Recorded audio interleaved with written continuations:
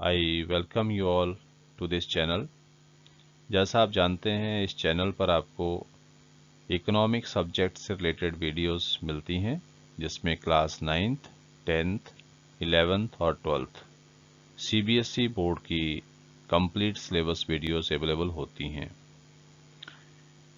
इन सभी वीडियोस को free of cost पढ़ने के लिए आपको ये चैनल सब्सक्राइब करना है, तो आप इसे सब्सक्राइब करें और साथ में बेल आइकन का जो बटन है उसे भी दबाएं, ताकि जो भी लेटेस्ट वीडियोस इस चैनल पर अपलोड होती है वो आप तक पहुंच सके।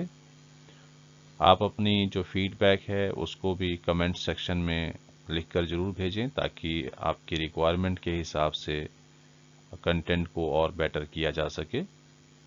Thank you. I welcome you all in this class.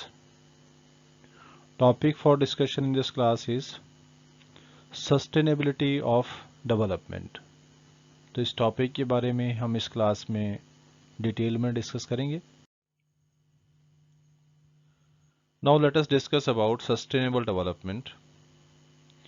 Sustainable development development की एक ऐसी स्थिति होती है जिसमें अवेलेबल रिसोर्सेज का जुडिशियस यूज़ किया जाता है। अवेलेबल रिसोर्सेज का इस तरह से इस्तेमाल किया जाता है कि प्रेजेंट जनरेशन्स की रिक्वायरमेंट तो पूरी हो ही, साथ ही जो भविष्य की जनरेशन्स हैं उनके लिए भी रिसोर्सेज को बचाकर रखा जाए। ऐसी स्थिति को हम सस्टेनेबल डेवलपमेंट कहते हैं। जैसा आप जानते हैं कि जो अवेलेबल रिसोर्सेज हैं ये दो तरह के होते हैं। एक वो रिसोर्सेज हैं जिनको रिन्यू किया जा सकता है, जो रिप्रोड्यूस हो जाते हैं या जिनका रिप्रोडक्शन पॉसिबल है, और दूसरे वो रिसोर्सेज हैं कि जो नॉन रिन्यूएबल है, उनको आप रिप्रोड्यूस नहीं कर सकते, उनका प्रोडक्शन कहीं लाखों सालों के बाद होता है।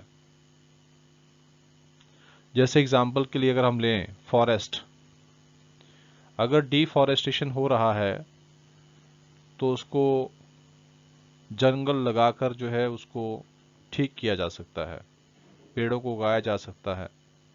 पेड़ पौधों को अगर उगाया जाता है तो डिफॉरेस्टेशन की वजह से जो समस्या आती है उसे हम काफ़ी हद तक ठीक कर सकते हैं। मतलब जंगल जो है, पेड़ पौधे क्या हैं, ये रिन्यूएबल है, इनको हम रिप्रोड्यूस कर सकते हैं। दूसरी तरफ जो नॉन रिन्यूएबल रिसोर्सेज हैं उसमें हम पेट्रोलियम प्रोडक्ट्स का एग्जांपल ले सकते हैं, कोयले का एग्जांपल लिया जा सकता है। जितने आज हमारे पास पूरी दुनिया भर में जितने भी पेट्रोलियम प्रोडक्ट्स के भंडार अवेलेबल हैं, और जिस तरह से पूरे विश्व भर में पेट्रोलियम प्रोडक्ट्स की डिमांड बढ़ रही है डे बाय डे, अगर ये इसी तरह से कंटिन्यू रहा और जो हमारे पास पेट्रोलियम प्रोडक्ट के जो भंडार अवेलेबल हैं अगर वही रहे और उनमें कोई वृद्धि नहीं हुई, कोई नई खोज ना हुई या कोई नए भंडार अगर नहीं मिलते हैं, तो किसी न किसी स्टेज पर जाकर ये रिसोर्सेज खत्म हो जाएंगे। एक रिपोर्ट का ऐसा अनुमान है कि जितना दुनिया भर में आज की डेट में अवेलेबल जो पेट्रोलियम प्रोडक्ट्स का भंडार है, अगर इसका इसी तरह से इस्तेमाल होता रहा तो ये आने वाले 50-60 सालों में ये भंडार खत्म हो जाएंगे। Just imagine about the situation कि अगर एक दिन हमें पेट्रोल डीजल अवेलेबल ना हो तो क्या स्थिति होगी पूरे देश भर में।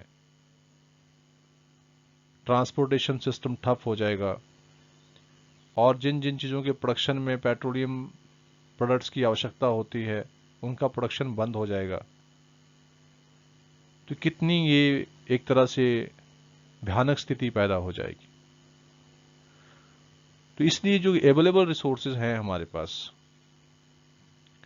उनका जुडिशियस यूज किया जाना अति आवश्यक है, ताकि आज जो है हम जिन रिसोर्सेज को यूज कर रहे हैं वो सिर्फ आज की आवश्यकताओं को पूरा ना करे, बल्कि भविष्य के लिए भी हम उनको बचा कर रखें, ताकि जो आने वाली जनरेशन्स हैं, फ्यूचर जनरेशन्स हैं, उनके लिए भी वो चीज़ें बच कर रहे, उनको सेव किया जाए, बचाया जाए उन चीज़ों को, ताकि भविष्य की जो जनरेशन्स हैं वो भी उनको एंजॉय कर सके। तो सस्टेनेबल डेवलपमेंट जो है वो हर देश की आवश्यकता होती है। हर देश को अपने डेवलपमेंट को सस्टेन करना होता है, चाहे कितना भी विकसित राष्ट्र हो, उसको भी डेवलपमेंट को बढ़ाना होता है। और अगर बढ़ा ना सके तो कम से कम जो रिसोर्सेज अवेलेबल है और जो एक लेवल मेंटेन किया गया है, जो डेवलपमेंट का एक स्तर जो है बना लिया गया है, उसे मेंटेन करना बहुत ज़रूरी होता है। तो हर देश के लिए सस्टेनेबल डेवलपमेंट बहुत ही ज़रूरी है। अब स्थिति देखते हैं कि स्थिति क्या है आज की डेट में। क्या हम सस्टेनेबल डेवलपमेंट पर चल रहे हैं, या हमारी आज की जो डेवलपमेंट का एक पाथ बन चुकी है, जो रास्ता बना हुआ है, जो सिचुएशन हो चुकी है पूरे विश्व भर में, तो क्या वो स्थिति सही है, क्या हम सही दिशा में जा रहे हैं? Let us understand about it. Scientist का मानना ऐसा है कि जो प्रेजेंट टाइप ऑफ डेवलपमेंट है या प्रेजेंट लेवल ऑफ डेवलपमेंट है, वो सस्टेनेबल नहीं है। उसको ज़्यादा लंबे समय तक हम नहीं चला सकते। और उसका कारण क्या है कि रिसोर्सेज का बहुत ज़्यादा ओवर यूज़ हो रहा है। जो अवेलेबल रिसोर्सेज हैं उनका ओवर यूटिलाइजेशन हो रहा है। जितना उनका यूज़ होना चाहिए उससे कई गुना ज़्यादा उसका इस्तेमाल हो रहा है। तो उससे स्थिति जो है वो कभी भी भयानक हो सकती है। एग्जाम्पल के लिए over use of ground water. जैसा आप जानते हैं कि खेती बाड़ी के लिए लोग ग्राउंड वाटर को यूज़ करते हैं, पीने के लिए भी उसका इस्तेमाल किया जाता है। अब जो ग्राउंड वाटर का लेवल है वो भी धीरे धीरे कम होता जा रहा है। कारण क्या है कि भारत का जो जितनी टोटल एरिया है उसमें लगभग 1/3 जो पॉपुलेशन है वो अंडरग्राउंड वाटर को यूज़ करती है। ज़मीन के नीचे का जो पानी है उसका इस्तेमाल किया जाता है अलग अलग पर्पज़ के लिए। खास करके जब से ग्रीन रेवोल्यूशन आया है इंडिया में, तो उसके बाद जो वाटर कंजम्पशन है खेती बाड़ी के लिए वो भी बहुत ज़्यादा बढ़ गया है। तो इस तरह से जो यूज़ ऑफ वाटर है वो बढ़ा है, और अंडरग्राउंड वाटर का जो लेवल है वो भी धीरे धीरे नीचे जा रहा है। तो just imagine about the situation कि अगर ये अवेलेबल वाटर रिसोर्सेज भी कम होते जाएंगे तो फिर पानी की जो पूर्ति है वो कैसे होगी। हालांकि इसको हम इस तरह से भी कह सकते हैं कि जो बाकी रिसोर्सेज अवेलेबल हैं उनको किसी ना किसी तरीके से प्यूरिफाई करके हम यूज़ कर सकते हैं। तो वो भी एक तरह से परफेक्ट सब्स्टिट्यूट नहीं होगा सिचुएशन का। तो हम कह सकते हैं कि जो अंडरग्राउंड वाटर है उसको भी बचाना ज़रूरी है, उसका भी सही तरीके से इस्तेमाल करना ज़रूरी है। ये तो सिर्फ एक एग्जांपल था। इसी तरह से जो डिफॉरेस्टेशन हो रहा है वो भी बहुत ज़्यादा भयानक स्थिति में हो रहा है। आज जो स्थिति बन चुकी है शहरीकरण की, अर्बनाइजेशन की, अंधाधुंध पेड़ काटे जा रहे हैं। कहीं पर रोड बनाने के लिए, कहीं पर लकड़ी घरों के फर्नीचर को बनाने के लिए इस्तेमाल करने के लिए काटी जा रही है। लगातार डिफॉरेस्टेशन हो रहा है। नो डाउट पेड़ पौधे लगाए भी जा रहे हैं, लेकिन जिस रेट पे डिफॉरेस्टेशन हो रहा है उस रेट पर फॉरेस्टेशन नहीं हो रहा है। तो स्थिति भयानक हो सकती है। इसलिए इन रिसोर्सेज का सही तरीके से जुडिशियस यूज़ करना वो ज़रूरी है। अगर हम क्रूड ऑयल की बात करें तो जैसा मैंने कहा कि पूरे विश्व भर में जो अवेलेबल क्रूड ऑयल रिसोर्सेज हैं या जो भंडार हैं हमारे पास, वो अगर इसी स्पीड से यूज़ होते रहे जिस स्पीड से आज यूज़ हो रहे हैं, और उसमें अगर कोई भी वृद्धि ना हो इन रिसोर्सेज के भंडारों में, कोई नया रिसोर्सेज या नया भंडार अगर हमें ना मिले, तो एक्सपर्ट्स का ये मानना है कि ये रिसोर्सेज कमिंग 50-60 साल में ख़त्म हो जाएंगे। तो इस तरह से फिर आगे डेवलपमेंट को हम कैसे कंटिन्यू करेंगे? It will be very difficult. तो जो फ्यूचर जनरेशंस हैं वो अपनी ज़रूरतों को कैसे पूरा करेगी?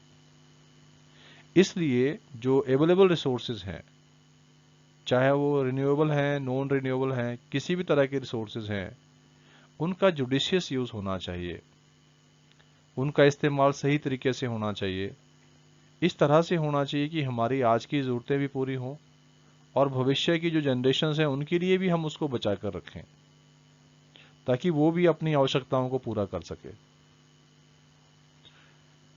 तो ये बहुत ज़रूरी है कि इस तरफ सभी ध्यान दें, सभी देशों को इस बारे में सोचना चाहिए।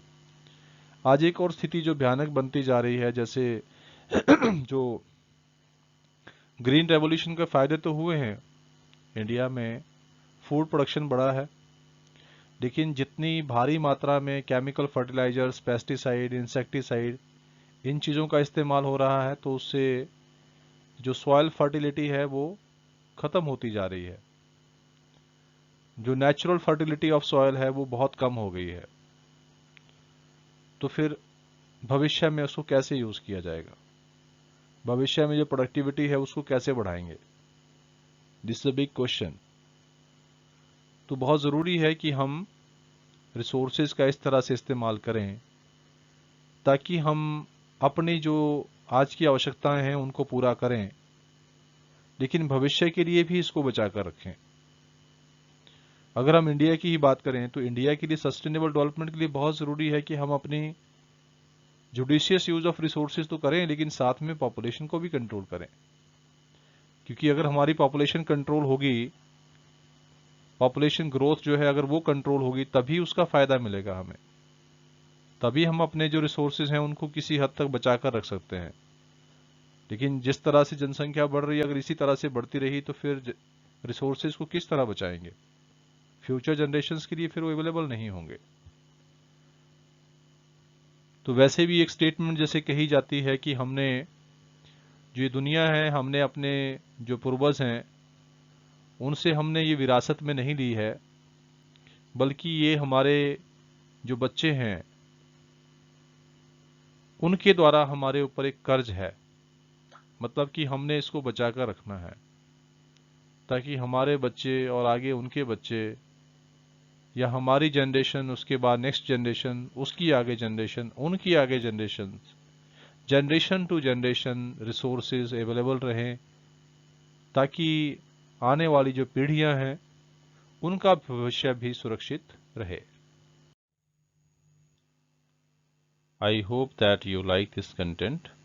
So, dear students, if you find this content meaningful and helpful to you, then please share it to other students also, so that they can also be benefited from this.